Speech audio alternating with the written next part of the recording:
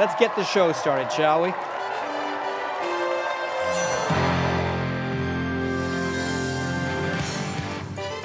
Live from BC Children's Hospital in Vancouver, it's the 29th Annual Miracle Weekend.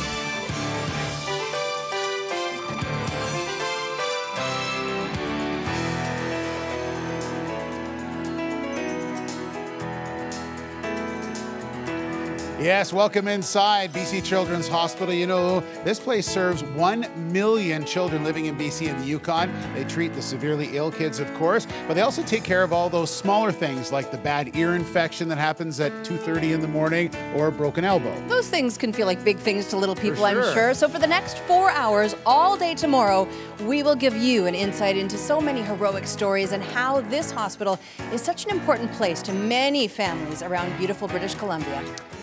There were over 3,300 patient visits to Children's Hospital from Chilliwack last year. In fact, the people of Chilliwack and surrounding area are big supporters of this hospital. Let's head to the Cultus Lake Golf Course and join Global BC's Sam Falk. Welcome to Cultus Lake Golf Club. Angelina Kereliuk had a very tough start to life when she was diagnosed with a serious cardiac condition while still in utero. She required surgery just days after birth in order to survive. And Angelina joins me now with her parents and her sisters. Now, Karina, tell me about when Angelina was diagnosed. We found out I had gone for an 18-week ultrasound, and that was just a regular anatomy scan, and I got a call from my doctor's office afterwards, and she just said that I needed to go for a follow-up at the BC Women's Hospital. They found that she only had a 2-vessel umbilical cord instead of 3, so we went to the BC Women's Hospital, and it was there that I found out that she had a heart condition. And then she had surgery when she was just days old. Yeah, she was only 5 days old when she had her surgery. And it was major open heart surgery. Yes, so there was a hole in the upper 2 chambers and the bottom 2 chambers of her heart. The way that her heart was when she was born was her heart wouldn't supply her body or her brain with oxygen. So that was why she had to have the surgery so early. And she seems to be doing great now. Yeah, she's doing really good. Yeah, she's just as active as any of my other kids. You'd never know. And tell me about your experience at Children's Hospital. How was it? It was really amazing.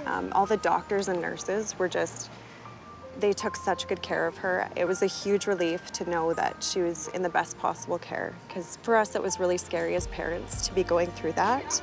And they were all very informative. We knew everything about her treatment, all the steps that they were taking. It was great. Angelina is just one of the 200 children who had open heart surgery at BC Children's Hospital last year. We need your support to continue this specialized form of cardiac care. From Chilliwack, I'm Samantha Falk. We are pleased to introduce you now to our 2016 champion child. I had a chance to chat with Aiden Chin earlier this evening. 5 years ago, cancer tore apart Aiden's world and forced him into BC Children's Hospital for weeks at a time. But you know what? Cancer couldn't break the deep bond Aiden had with his brother and his friends. In fact, it did quite the opposite.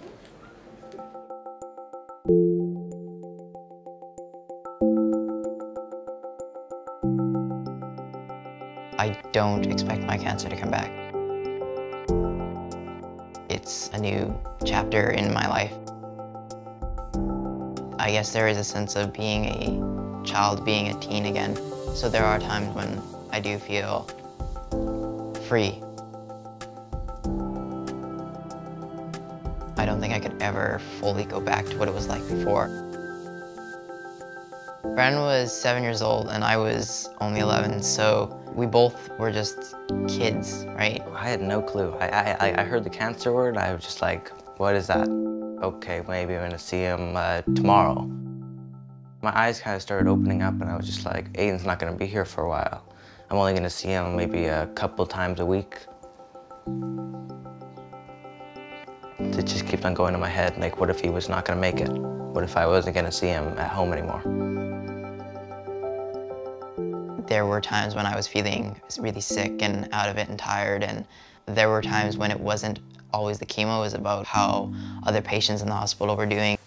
You don't know what it's like, because I've been through so much pain, but I want to be here for 2 weeks.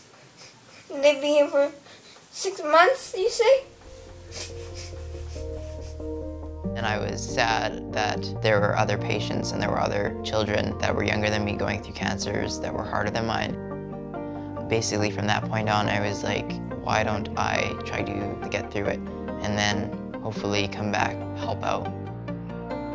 That's what I've basically been trying to do since I finished treatment.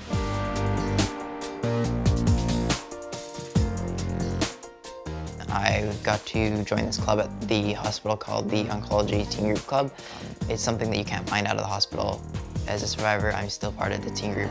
There's still a lot of support that I can give to them and they can give to me because there's an understanding that treatment isn't over when you're a survivor. There's still an emotional side of things. You have friends that are going through it, friends that aren't gonna make it through it, and that becomes a reality for you. It's not just over.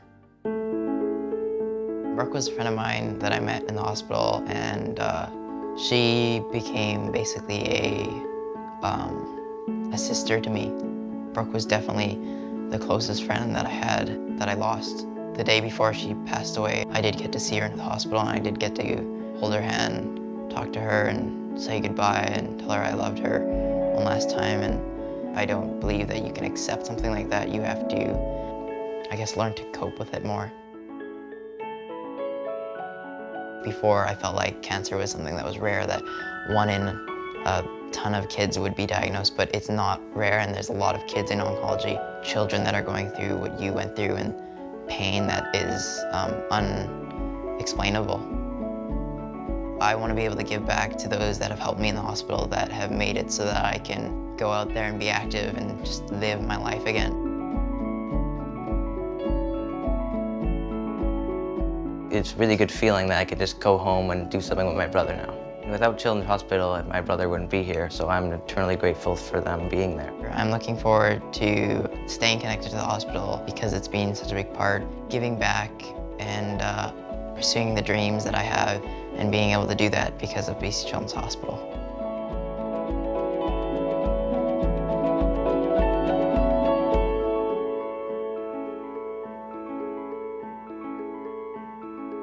Miracle Weekend coming to a close, but what a weekend it's been.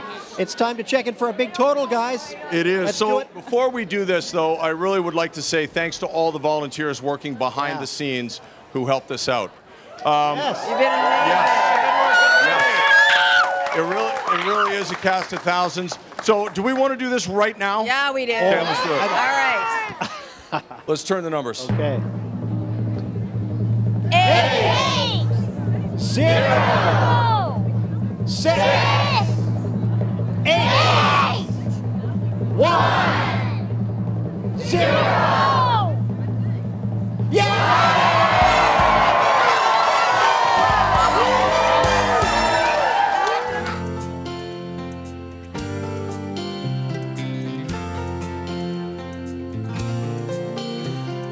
Angels are smiling, lifted by love, awed by the children, exploring their world of pure innocence, pure love.